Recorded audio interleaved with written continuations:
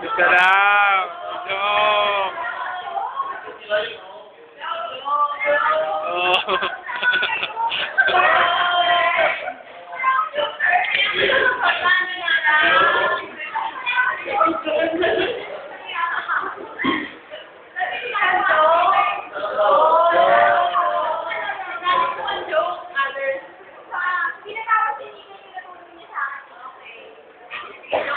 With video.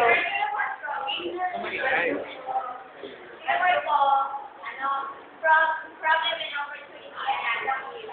So, define nyo natin what is problem, what is opportunity, and what is analysis. Ano yung problem?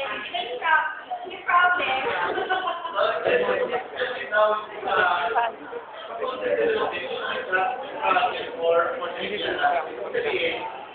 as you develop your concept, makaka-encounter ka ng problem at opportunity. I-analyze mo ngayon yung problem, Nag-text ako. opportunity, Nag-text ako. sigurado meron kang problem na may encounter sa opportunity. You have to analyze yan, may nakatulong. Kung may problem, you solve the problem. Kung may opportunity, you have to explore the opportunity para mag-proceed na yung concept mo. when we say problem, di ba, it is a deviation from what is normal. It is something perplexing or it's a question asking for a solution. Yun yung meaning ng problem. But when we say opportunity, it's a favorable moment or a plan or a convenient time for occasion. When we say analysis, it's a resolution. So, resolution for dun sa nating problem or dun sa potential opportunity. So, ano yung pag-exam natin yun? Ano yung meaning ng problem and opportunity analysis?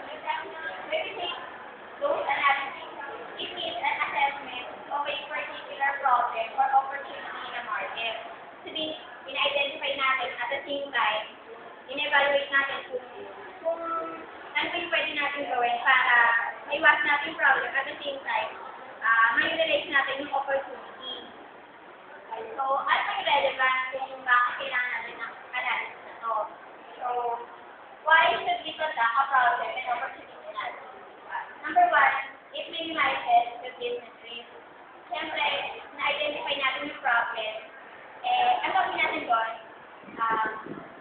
i-avoid natin kung ano man yung move or actions na makakapag-resolve sa isang problem. Same time, Like ang problem, yung pala nalaman mo doon sa lugar na itatayo yung restaurant mo, bakain. Ay, isa. You have to identify that problem, you have to solve the problem. Ano siya? Sinabi yung mga gamit nyo, furniture, etc. Oh, yes, sabi. number two, it has to understand the problem and opportunity. Dito, kapag na-identify na natin, siyempre malalaman natin kung alin sa mundo natin yung nakapag-resolve sa problem. And alin naman yung pwedeng, yung maganda natin nagawa para makakapag-open ng opportunity. Next, is identify the opportunity. Yun.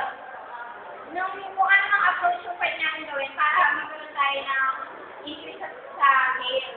Tapos, to plan your marketing and sales approach. Kung dito na-identify ko yun, dito naman, tanungin mo na kung paano i-apply, i-implement doon sa business mo na napili.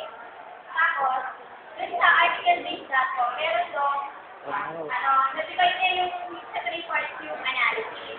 Pero yung process, ito lang yung problem and opportunity na-divide sa tatlo. Yung first, yung part 1, understanding market condition. So, dito sa part 1, ginagawa natin yung basic information about sa market, yung current trend. Tapos, yung size ng market, yung competition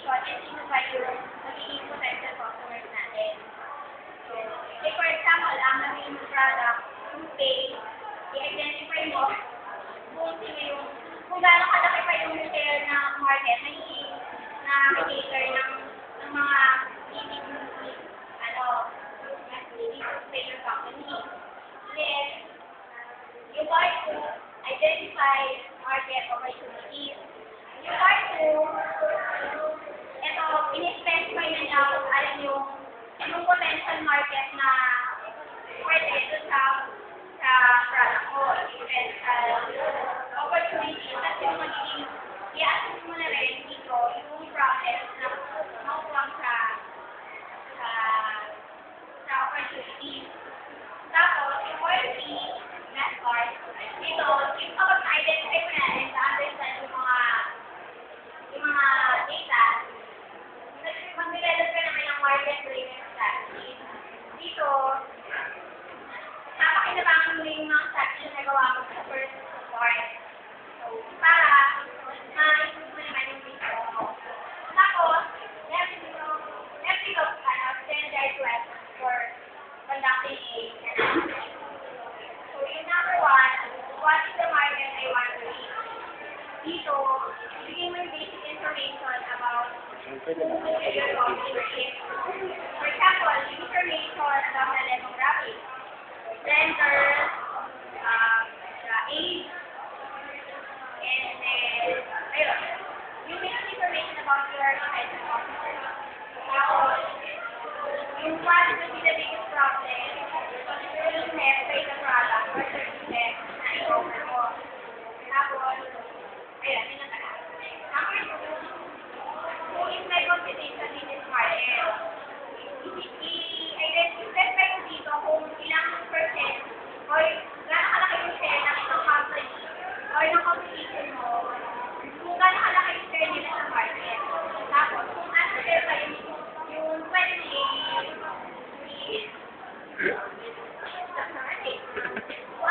ano ba yung share na pwede i-occupy. Tapos, i-identify ko rin dito kung meron sa kapares product or service.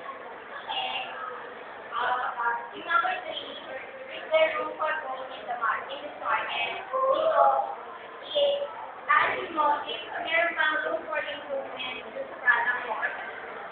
Kung meron bang innovation na pwede yung gawin.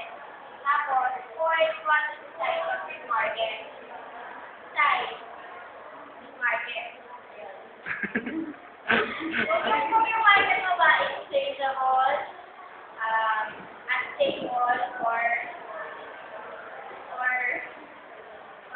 vulnerable sa sickness. Tapos, how is the product or service different from the competition? Dito, ano ba yung edge mo versus competitors na nag-offer din ng comparison product? Tapos, how can you reach this market? Dito yung approach. Kung sasabay ka ba sa current trend or mag-iba ka ng style for approaching the potential customers. 7, what are the business models of my competition? Dito, for example, yung isang corporation, ano ba yung approach na ginagawa nila? So, for example, mag-concentrate sila for catering to the teenager. So, if you effectively by the business mo, mag-cater sa teenager. Tapos, number 8, what do customer expect? So, nag-expect ba sila ng parehas na level ng service? Or, nag-expect sila ng iba pang service sa offer na. Tapos ay, how much are customers willing to pay? So, isipin mo kung which class ng society yung market mo. Kung willing ba silang magbayad more than 100 pesos or kung lower class naman, isipin mo din kung willing silang gumastos ng malaki para sa product yun. Tapos, yung last, what is our competitive advantage? Yun, yung pinaka-edge mo or yung kung ano ba yung unique sa product